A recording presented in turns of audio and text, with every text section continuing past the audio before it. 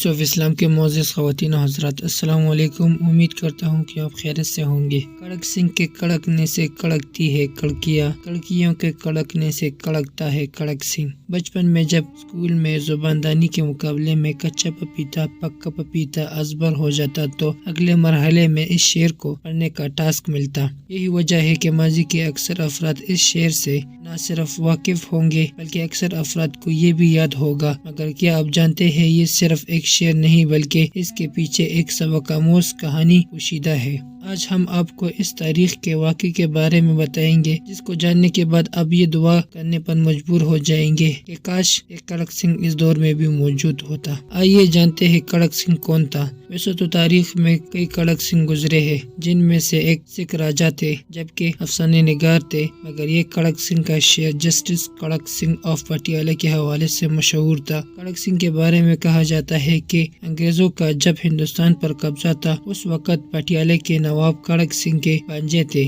اور کڑک سنگھ خود بھی ایک بڑے جاگیر کے مالک تھے، جس وجہ سے اکثر لوگوں کے پنچایت میں فیصلہ بہارا کروا دیا کرتے تھے۔ ایک دفعہ کڑک سنگھ کے علم میں یہ بات آئی کہ پٹیالہ میں سیشن جج کی کرسی خالی ہے، تو ان کو شوق چڑھا کہ کیوں نہ وہ اس کرسی پر بیٹھ جائے۔ اس وقت میں ہندوستان میں سیشن جج کی بھرتی انگریز وائسرائے کی اجازت سے ممکن ہوتی تھی۔ کڑک سنگھ نے اپنے بھانجے سے اس خواہش کا اظہار کیا۔ ماموں کے احترام میں راجا نے وائسرائے کے نام ایک خط لکھ کر ماموں کے حوالے کر دیا اور کڑک سنگھ وائسرائے کے پاس سفارشی خط لے کر چلے گئے۔ وائسرائے کے بعد جب کڑک سنگھ خط لے کر پہنچے تو وائسرائے نے ان سے ان کا نام پوچھنے کے بعد ان کی تعلیم کے بارے میں دریافت کیا۔ کڑک سنگھ پڑھے لکھے تو نہیں تھے، مگر اس سوال سے کڑک سنگھ بڑکے۔ انہوں نے وائسرائے سے پوچھا کہ سیشن جج کا تعلیم سے کیا کام؟ انہوں نے بچوں کو تو پڑھانا نہیں ہے جو ان سے ان کی تعلیم کی دریافت کی جا رہی ہے۔ وائسرائے نے ان سے دریافت کیا کہ پھر وہ غلط اور صحیح کو کیسے پہچانیں گے؟ اس کے جواب میں کڑک سنگھ کا کہنا تھا کہ ساری عمر وہ پنچایت کے فیصلے کرتے آ رہے ہیں، ان کو اچھے اور برے میں فرق بہت اچھی طرح کرنا آتا ہے۔ آخر تنگ آ کر وائسرائے نے ان کو پٹیالہ کا جج بنا کر بھجوا دیا اور سوچا کہ راجا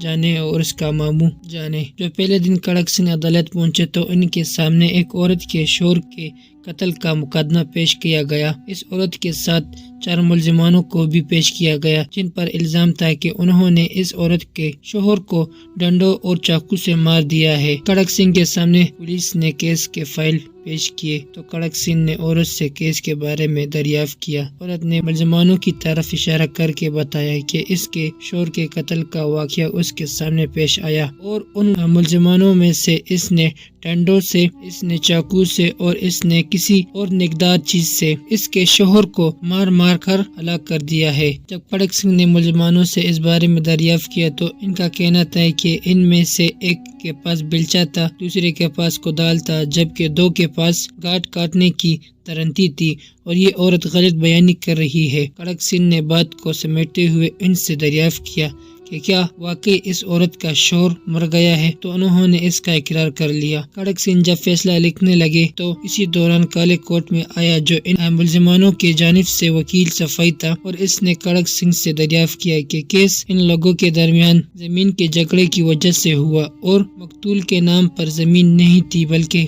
زمین تو ملزمانوں کے نام پر تھی اور مقتول ان کی زمین پر جھگڑے کی نیت سے آیا تھا۔ وکیل صفائی کے بارے میں کڑک سنگھ نے پولیس والے سے دریافت کیا یہ کون ہے، تو پولیس والے نے بتایا کہ یہ ملزمانوں کی جانب سے وکیل ہے۔ تو کڑک سنگھ نے کہا کہ یعنی یہ بھی ان کا ساتھی ہوا نا؟ کارروائی کے بعد اس وقت کڑک سنگھ نے فیصلہ سنا دیا، کل صبح ان 4 افرادوں کے ساتھ اس وکیل کو بھی پھانسی دے دی جائے۔ ایسا فیصلہ جس میں ملزمانوں کے ساتھ ساتھ اس کے وکیل کو بھی پھانسی دے دی گئی، اس نے کڑک سنگھ کے انصاف اور دبدبے کی دھوم مچا دی۔ اس کا ایسا خوف بیٹھ گیا کہ اس کے بعد کڑک سنگھ کے علاقے میں دوبارہ قتل کی کوئی واردات نہیں ہوئی، یہاں تک کہ فوری انصاف کے سبب دور دور سے لوگ کڑک سنگھ کی عدالت میں انصاف کے لیے آنے لگے۔ ہمارے نظام انصاف طریقہ کار کی چکر میں اتنا پھنس گیا ہے کہ ملزوم کو انصاف ملنا دشوار اور ظالم کا ظلم کرنا آسان ہو گیا ہے۔ اگر موجودہ دور میں بھی کڑک سنگھ آ جائے تو شاید عوام کا عدالتوں پر اعتبار پھر سے قائم ہو جائے گا۔ ہمارے معاشرے کو ایک کڑک سنگھ جیسے جج کی ضرورت ہے، تب ہمارا نظام قائم ہو جائے گا۔